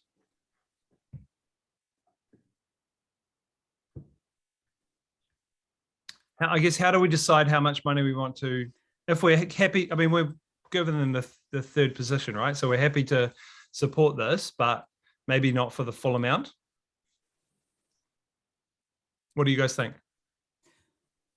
I had the same amount as you, Joe, which was $6,000. Okay. Kim, does that sound okay for you? You've got the full amount in there. Yeah, I have. After listening to this conversation, I'm happy to go with that. The 6,000. Okay. I just think with Tararua and Horowhenua, with the kōrero from Ben, I'm just not sure what would their pool be like, you know. I mean, we struggle to get a few $1,000s for our area, but yeah, I'm just not sure. Yeah, I guess Slim pickings. I could probably answer to a certain degree. The Creative New Zealand, they disperse their funding based on population basis. So hence why we sort of get as a rule, 33,000 per annum, but we've got a top up, and all TLA's got the top up because of COVID. And that was once again based on population. But the Tararua and Horowhenua, their funding rounds are slightly out of kilter with Palmerston North in Manawatu District. We try and align our funding rounds to be quite similar, because it was always that crossover, similar to what we see now with the Manawatu Art Trails, where both districts actually do benefit from the application. So I can't answer what their level of funding is at the moment, but it would be pretty close to what we've got in Manawatu, maybe slightly different. So instead of 33, they may be looking at 29,000 per annum for Tararua. For Horowhenua, probably more in the 30s. I think too, because we got topped up with for the purpose of COVID, and you know, the initiative that they're taking to do it differently by recording and all of that was good. Yeah, they're going to do some online profiles and videos and things, aren't they? I think they started working on that last year as well, but they're wanting to put new artists up. I'm not sure. It'll be interesting to know the numbers after this year and how it will go ahead, you know, whether it's smaller because of COVID, but that would be expected. I just had the opportunity to have a look at what they did online, and it's actually quite surprising how many of the artists that are actually in residence at Square Edge are actually Manawatu artists. So although their art may be on display in Palmerston North, they're actually Manawatu artists. Okay. Yes, can I just make a comment? I was involved with a different group making an application to creative communities in Horowhenua, and I suspect these guys haven't met the criteria for Horowhenua. It was 3 years ago that I was involved, because they do ask quite specific information about who is going to be a recipient of the support. And so I do wonder if perhaps this application didn't meet the Horowhenua's criteria. I don't know, but It should be the same criteria as ours. It's the same fund, administered all around the country. I Having- totally understand that, but the application was I've just had a look at the application. Unless it's changed in 3 years, it was quite different. So I could be completely wrong. It may be different, but it was Creative Communities application. It was with a multicultural group, a Pacifica group. I would say in support of that, Lynn, like I've done quite a few Creative Communities applications now in different areas, and even though the criteria might be the same, it's interpreted differently by each committee. So there's certain committees that they're more than happy to pay for travel costs, but then there are others that say, no, we're not paying for any Okay. travel. So you include that, but there is different interpretations of that information, I think. Yep. Okay. And my understanding is there's quite a few Hora Whenua artists that used to participate in Square Edge, but I'm not sure if they do now. And also Otaki, which is outside that boundary. But so I would have thought that these guys would have made application to Tararua and Hora Whenua. Yeah, they may have explored it, but they haven't put it on their application here, so we don't know. That's okay. Alison, you've got your hand up. Yes, I do support this project, but my main concern is that the amount of money that they've applied for is almost a third of what's available today. And when I've looked at the other projects, this was the one that I thought a smaller amount wouldn't stop the project going ahead. It might mean that they reduce a little bit what they do. This was the one application today where I was prepared to slash and burn if I had to, which is where I came up with the $6,000, which was considerably less. But I didn't want to short fund some of the other projects that I was concerned may not go ahead if they weren't fully funded or nearly fully funded. Yeah, no, that's cool. Okay, well, we've had a good discussion, so why don't we move on with that? So I'm going to move that the committee fund $6,000 to Square Edge Community Arts for the Manawatu Arts Trail online development. Do we have a seconder? I'd be happy to second that. Thank you, Alison. And those in favour? Aye. And against? And that's carried. Thank you, team. I will see you soon. Great.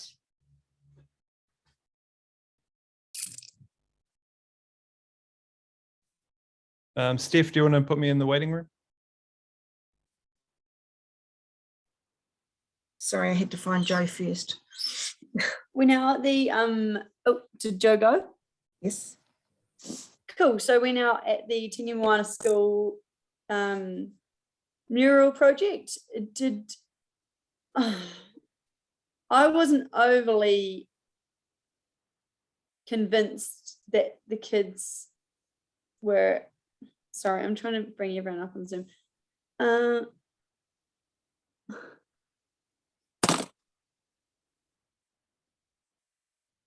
There we are. Now I can see everyone. It felt weird just talking to myself.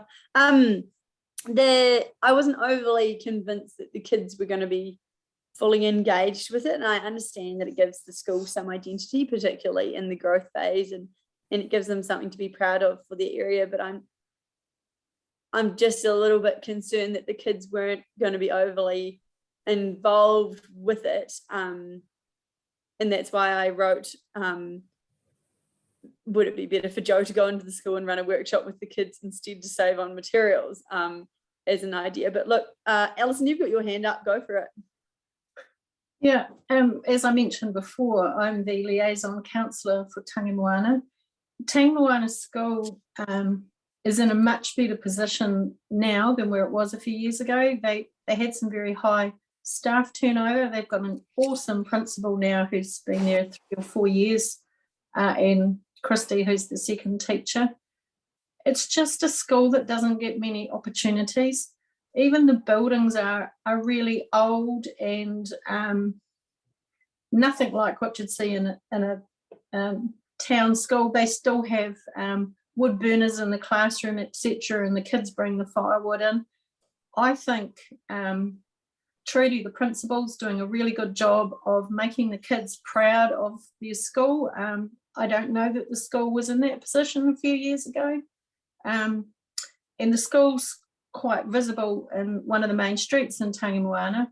And I really think that being such a small school, that the kids would get really involved because the teachers would be behind it as well, and whether they just make it from a certain age, but I know they have quite a few senior students. I actually fully support this one and ranked this one highly because it's a Decile 2 school. They're miles away from town. They don't fit in under the Kahui Ako application. They're not within that cluster of schools, if you noticed. They don't get many opportunities. Ian. Yeah, I'd like to back up what Alison just said there. So I was fortunate enough to go out to Tangi Moana School a couple of years ago for the tsunami hikoi. And I was really, really taken aback at the community spirit within the school. It's a mix. The classes are mixed, so you've got kids as young as 5, and then you've got kids as old as 12 in the class. And what was really cool on that hikoi was just seeing how the older kids looked after the younger kids, and really they have a really neat school there. And I think that this project would be really valued by them as a community, not just within the school, but the community itself. And so I'm fully supportive, and I put in there that I'd support it to 3,500, but I'd support the full amount now. Kim. Oh, kia ora. Yeah, I totally support it 100%. When living there, if there's something you're doing just in the front of your house, suddenly you've got all the children there. So like, it's I don't know how it works, but it's that sort of the community knows that they're very, very aware of what's happening in their community. So I would say that these kids will participate 100%. And after listening to Christy, I can see that the teachers will be behind them as well. Yeah, so I'd like to support it totally. Thank you. Okay, I'm sort of hearing that we want to go ahead with the full amount. So did we have a mover for that, or I'm happy to. Kim? I'll move. Sorry, Ben, you got beaten, but would you like to second it? I'll second it, yeah. Cool. All those in favour? Aye. Aye. Carried. Hang on. Bring Joe back.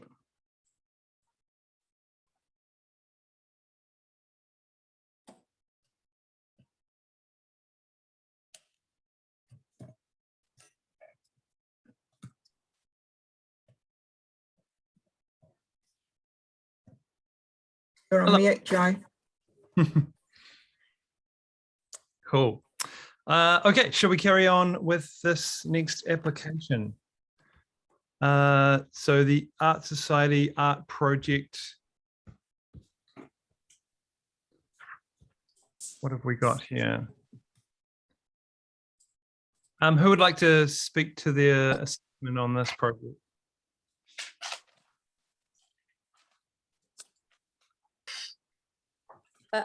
I just thought it was a great way to involve Maori culture into our district and young people, two of creative communities' priorities. Yep. Awesome. Can you scroll down a little bit, please, Janine? So, oh yeah, and Ben. All right. Sue and Ben, do you guys want to chat, speak about your assessment of this one, just because your scores are a little bit lower than the others?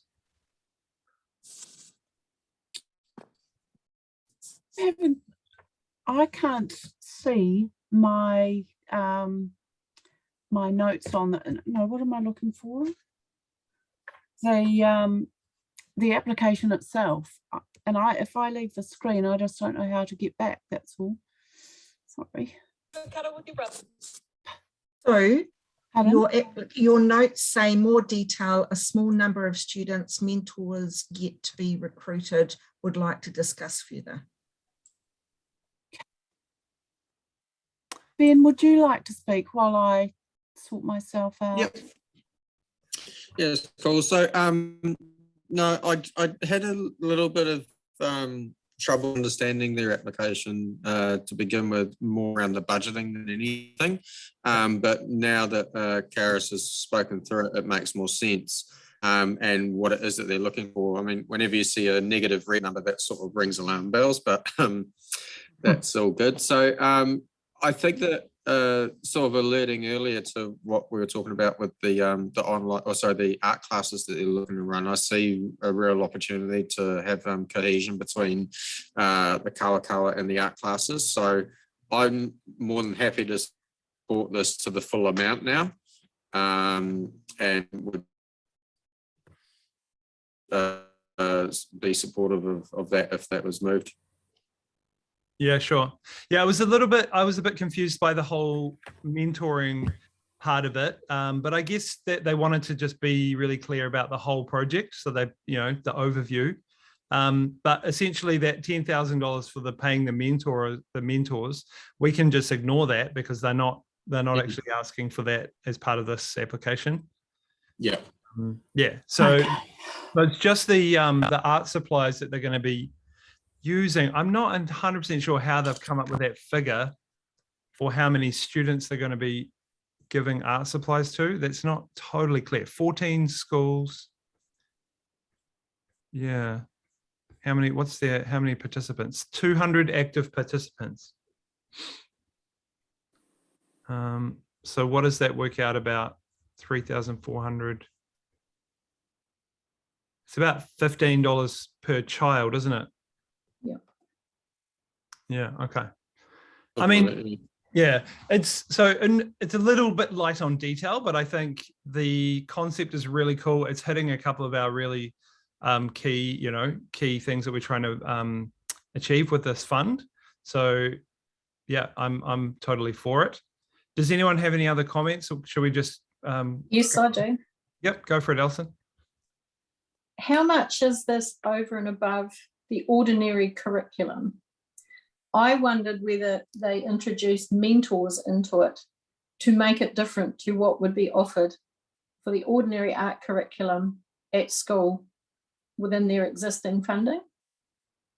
What are your thoughts on that?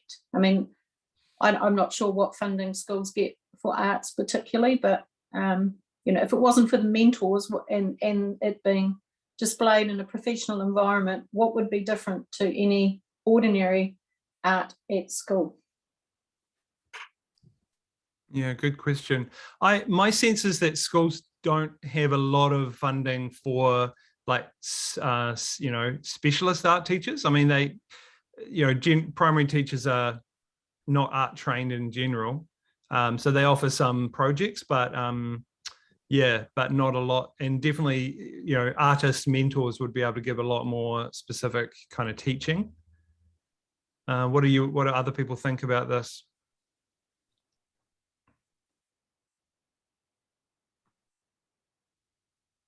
They don't say who are the mentors. They didn't discuss that, did they? No, we don't know. But I think Kara said something about how that was going to be organised at the Fielding Art Society. So I'm not. Yeah, it's a bit vague, really, isn't it? That's the thing. Yeah. I mean, I guess the danger is that a whole lot of art supplies just goes into schools and just gets absorbed into their kind of normal classroom activities, and it's like a gift of art supplies to the schools. But I think there's more structure around it than that. So I think that's probably not a problem. Kim, you were going to say something before. Did you have your hand up? No, I just didn't take it down the last time. Okay. Fair enough. All right, cool. So unless, I mean, most of us are keen to support this project. So unless anyone wants to really speak strongly against it, I'll make a move. All right, cool. So I'm going to move that the committee grants $3,340 to the Kawakawa Kahui Ako for their art project. Can I have a seconder? Yes, I'll do that. Thanks, Alison. And those in favour? Aye. Aye. Aye. Those against? And carried. Great, thank you. All right, let's move on to the Daylight Writers Anthology, book publishing for the writers group. They're asking for a relatively small amount, aren't they? In terms, compared to the other applications. It looks like all of us. Janine, can you scroll down a bit, please, so we can see the other assessments? Yeah. Great. It looks like everyone has put in the amount. Does anyone want to speak to this support of this project?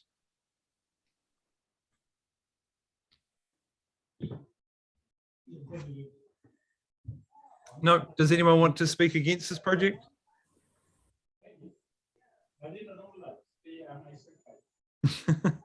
Okay, everyone's happy with this one?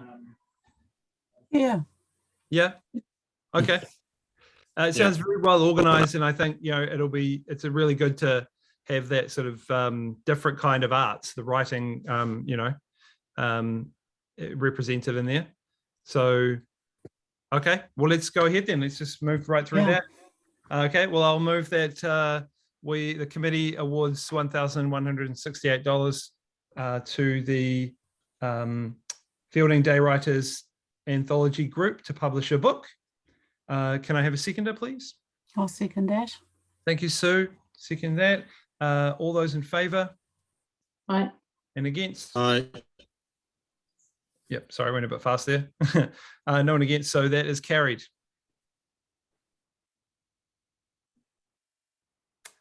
Are we able, Joe, to ask Janine what our figures are adding up to so we can see for the last few what our available funds are? Yeah, sure thing. Can we do that, Janine? Yeah, sure. You've allocated $23,760.18, which leaves you a remaining figure of $10,067.24. So you've still got quite a bit of money. $10,000. And how many more applications do we have? You're on the 7th, so 7, 8, 9, 3. 3 more to go. Okay, awesome, good.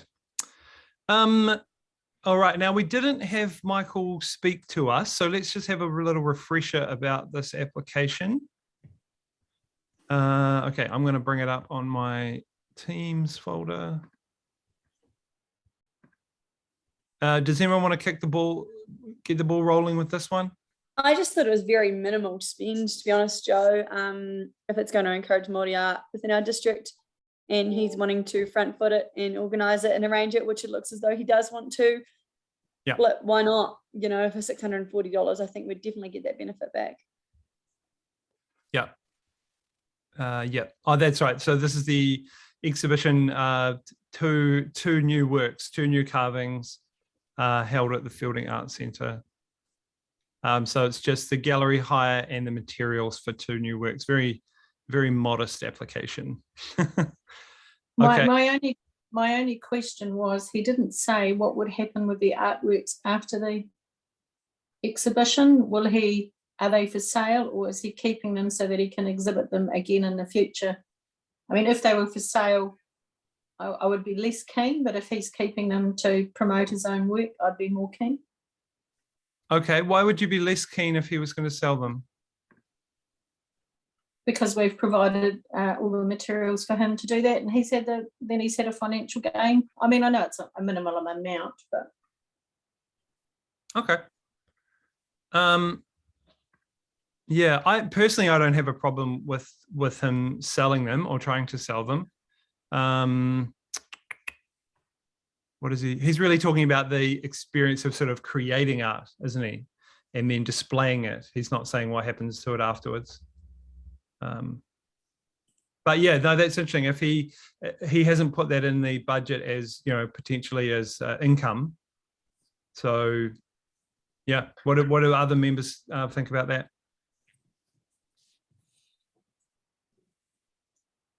To me, I guess it would depend on if they were for sale, how much. I'm not familiar with his work and how good he is. You know, are they $500,000 each, or are they $5,000 each? That's what sort of made the difference for me. If they are top quality professional works that are going to be selling for large amounts. Okay. I'm picking that if he's applying for funding for materials, he's probably not selling much work in a commercial sense. Otherwise, why wouldn't he just make more work to sell, you know? That's my sense of it, but I don't know. Ben, what do you think? No, I'm kind of a similar thinking to yourself there. I don't have an issue if he does end up selling it. And I think that anything that can be done to encourage like a different type of art, like from what I've seen so far, we've seen a lot of murals and paintings and stuff like that, and it'd be nice to see some carvings as well. Just to provide a little bit of diversity. So I'm supportive of it. It's a minimal amount, and I think that would reap that benefit back if he decides to hold an exhibition. Yeah. Okay, that's my feeling too. Does anyone have any further comments on this one? No. Okay, excellent. So let me just locate the. Joe, the person that was meant to come to my house at 11:45 has turned up to come and look at a horse. And so I'm just going to have to go out and deal with them now, if it's okay, to save them waiting in their car. So okay. I'm sorry. I'm an apologies for the rest of the meeting, but if you've got all my thoughts for the rest of it anyway. Yeah, we do need our vice captain though for the. Oh, okay. Session. Okay. Is that no? That's not next. We've got two left. Yeah. Okay. Do you want to pop out and then come back? We'll just hoon on through. I'll just go let them know that they have to wait. Yeah. Okay. I don't think it'll be too much longer. Okay. So I'm going to move that the committee funds $640 for Michael Burke's Peace on Earth project. Do I have a seconder? I'll second that. Thank you, Sue. And those in favour? Aye. Aye. And those against? And that's carried.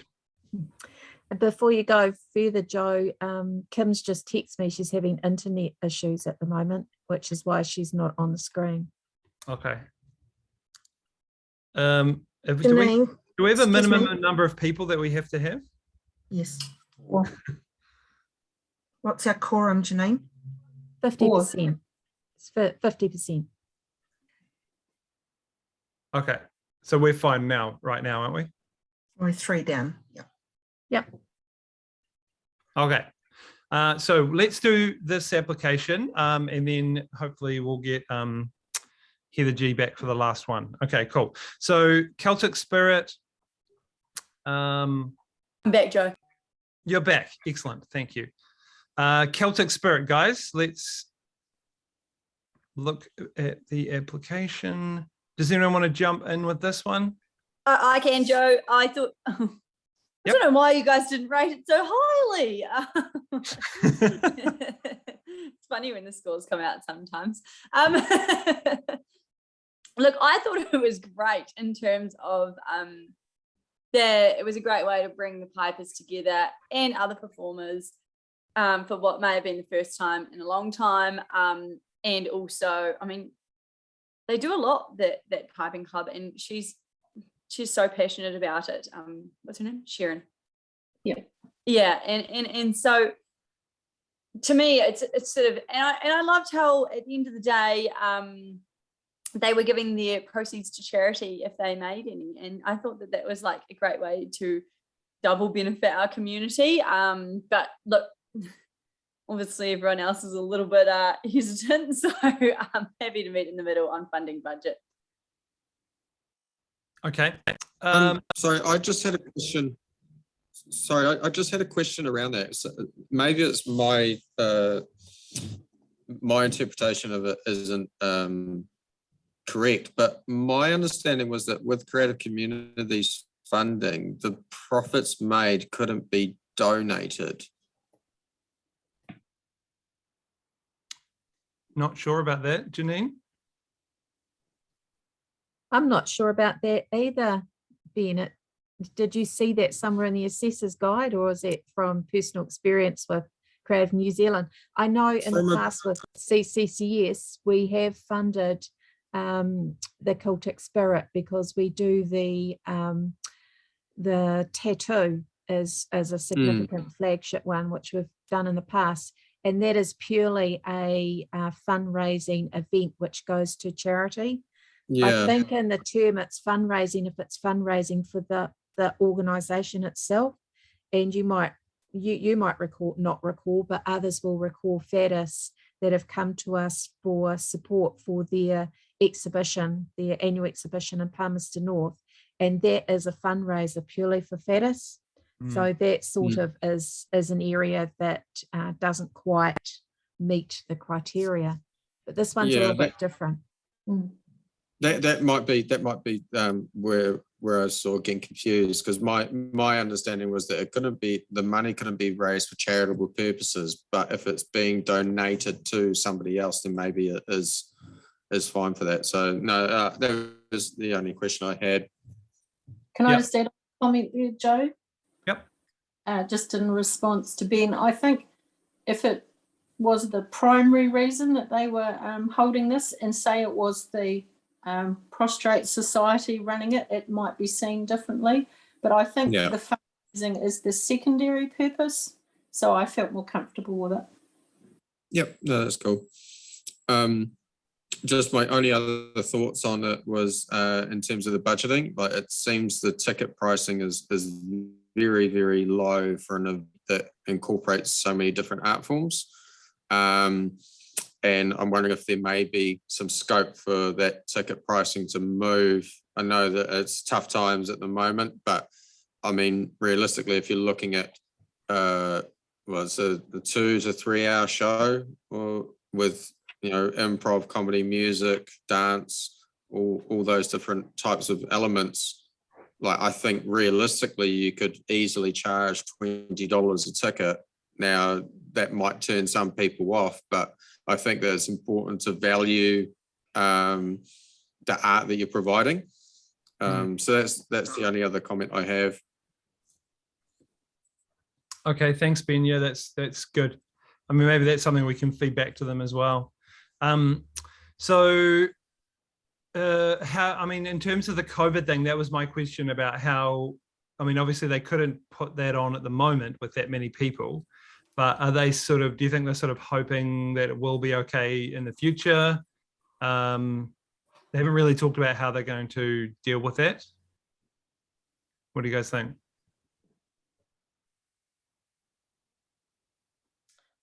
Well, it's interesting because they talk about how many tickets that they want to sell, but they actually say when they're describing the project that the number of viewers or audience members will be 189 people plus.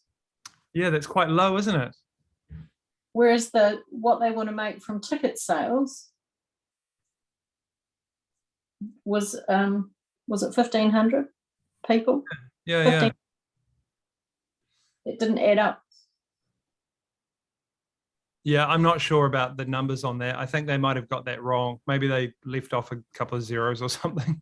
Yeah, I guess the participant side that she's filled in would be the number of people that will be on the stage as part of the show, rather than the number of people that will actually be attending the show.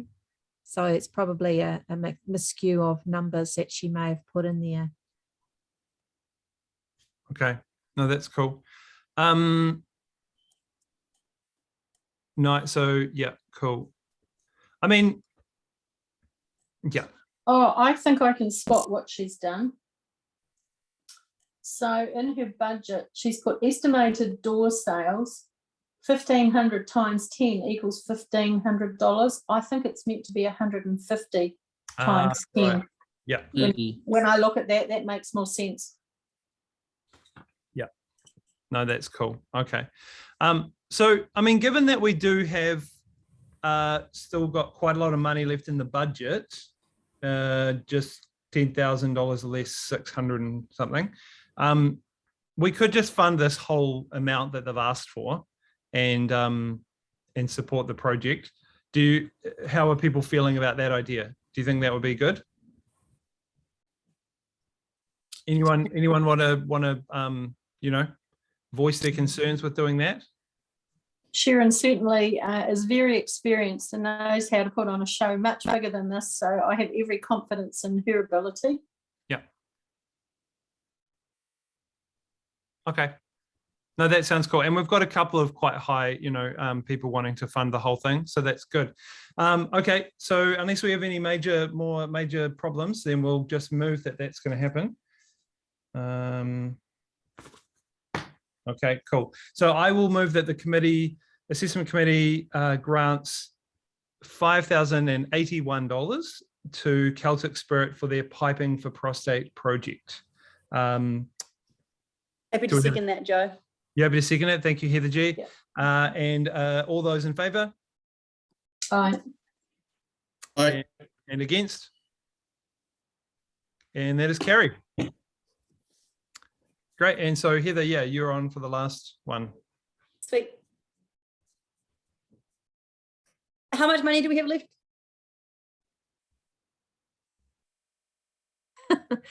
You've got $4,346.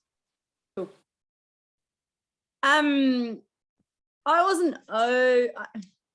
sort of got some last minute vibes from these guys around their application personally, but happy to hear from the rest of the committee around what they thought.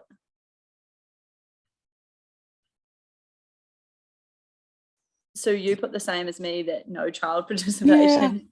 Yeah, which was disappointing. Oh, I didn't pick that up. Now, can I just I'll go back to their application and just reread it, please. Ben, did you have anything you wanted to add? Very similar thinking to Tangi Moana School and the application they put in. So if you, I put basically both schools getting the same amount, but we then covered Tangi Moana in full. I'm not overly concerned about children not being participants as such. I think that, like, I live next door to St. Joseph's School, and Joe's done some work there with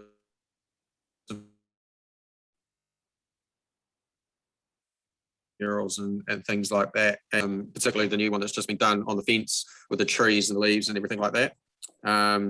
So the kids go past that every day and they really love looking at it and watching cars go by at the same time. So yeah, I'm supportive of this.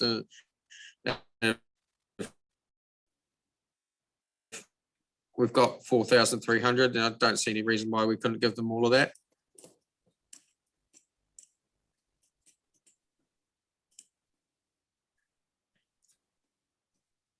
Alison, have you found it?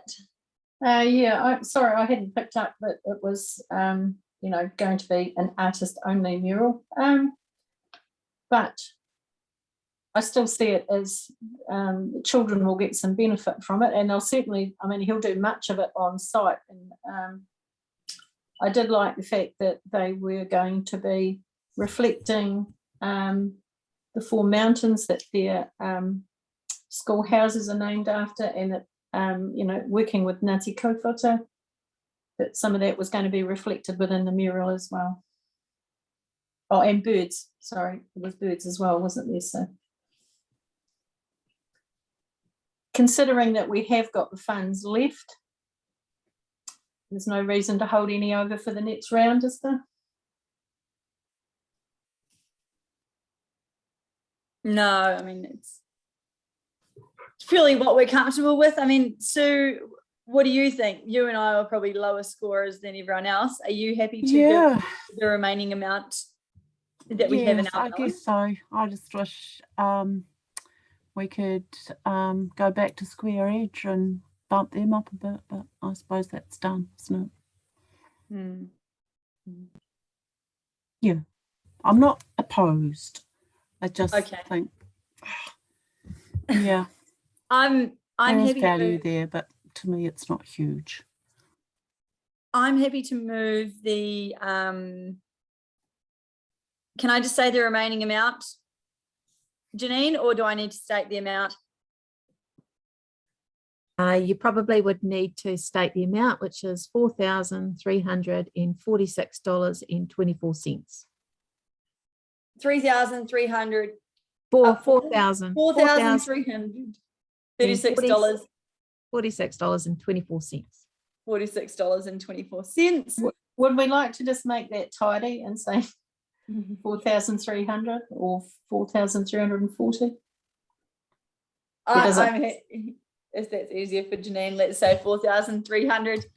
Move that we contribute 4,300 towards Mount Big School mural project. Have I got a seconder? I'll second it. Awesome. All those in favour? Aye. Against? Carried. You just wait for me to bring Joe back, please.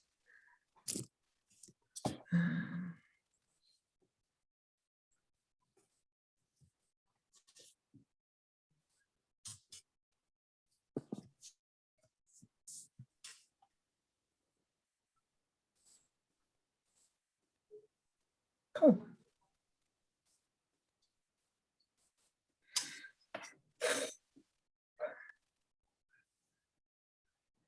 Joe, you're on mute. All right, very good. So we've done the assessments. There were no late items, so that's fine. Do we need to move into public excluded business? Yes, you do, Joe. Okay, so I need to move that we move into that, don't I? Yes. Okay, so I move that we move to public excluded business. Do I have a seconder? Happy to do that. Thanks, Alison. Those in favour? Aye. Aye. Those against? And that's carried.